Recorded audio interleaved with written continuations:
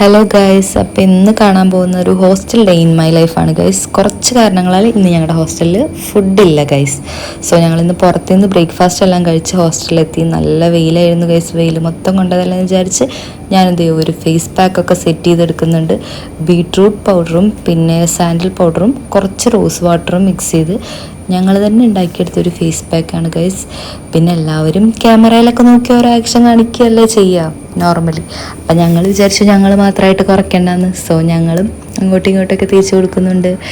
പിന്നെ ഫേസ് പാക്കൊക്കെ ഇട്ട് കൊടുത്ത് നല്ല രീതിക്ക് തേച്ച് പിടിപ്പിക്കുന്നുണ്ട് രണ്ടുപേരും കൂടി.